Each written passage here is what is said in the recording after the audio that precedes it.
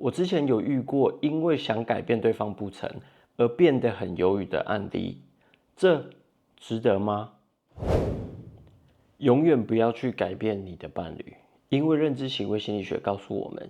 试图改变他人往往是一种外部的控制尝试，这可能与内在的认知模式和行为习惯发生冲突，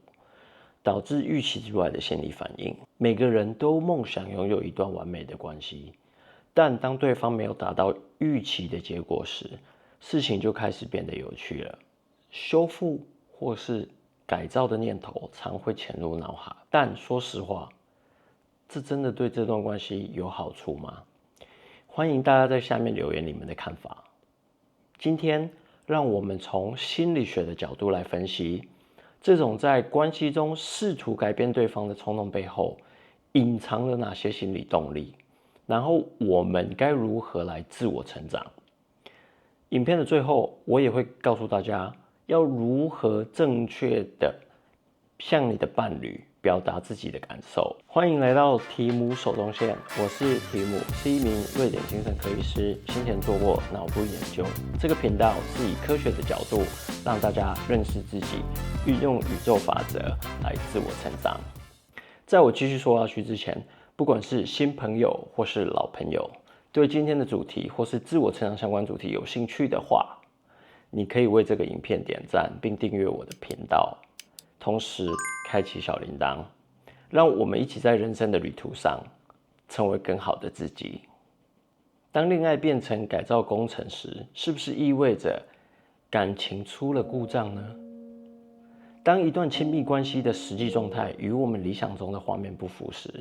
心理学中的认知失调理论解释了我们会感到不自在。这种不自在来自于我们内心相信关系应该是完美的、互相理解的，但与真实状况互相矛盾。这样的矛盾促使我们采取行动，试图消除这种不一致，即通过改变伴侣来达到我们对理想关系的期望。但你有没有想过，对方是来自完全不同的成长背景，有着跟你不同的人生经历。很多时候，一个人爱人的能力或方式，跟他们在原生家庭接受到怎样的爱有很大的关系。那10几年甚至20几年的习惯或认知，真的有办法被你改变吗？我想答案很清楚。试图成为伴侣的老师或治疗师去改变对方，实际上是一种角色错位，或是说一人分饰多角。我们的本意可能是好的，但这样做不仅会让对方感到失去自主性，自尊心被伤害，还可能无意中造成你们之间的权利不平等。这样一来，小问题就可能变成大问题了。很多时候，一心想要把对方塑造成理想对象，最后却发现两人的距离越拉越远。这是为什么？根据自我决定理论，每个人都需要被接受和自我决定的空间。当这个空间被侵犯，人就会抗拒，而不是顺从。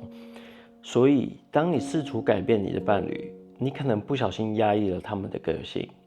让对方越来越无法呼吸。想一下，如果今天快不能呼吸的人是你，会不会想办法挣脱？其实改变的发生，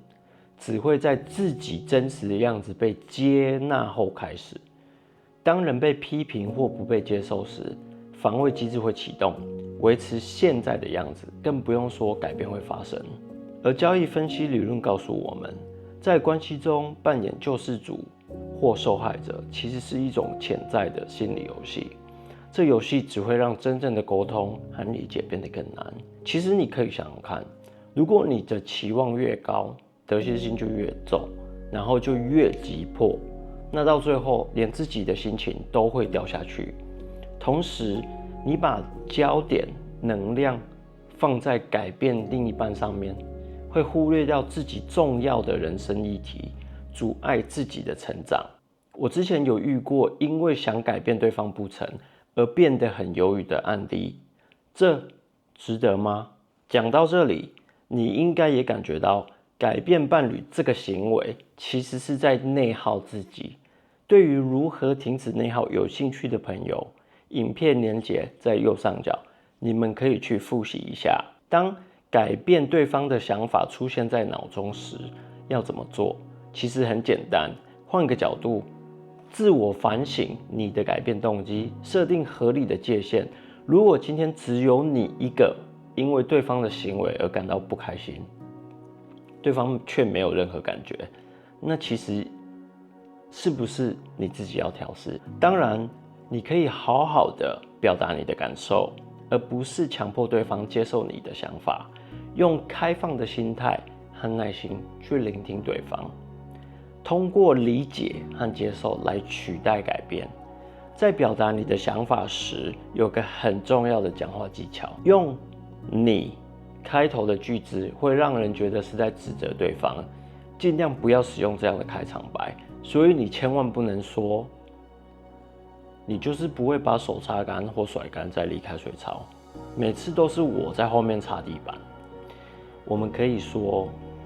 我觉得常常因为要把滴在地板上的水擦干而感到疲乏，我们可以一起想想看要怎么解决吗？这句话先以我开头来聚焦表达你的感受，然后再用我们一起来将伴侣和你看作是站在同一条船上的，所以一起面对，一起解决。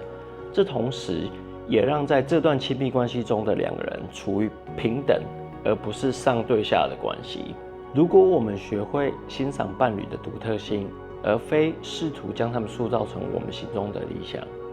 我们将如何收获成熟的爱情？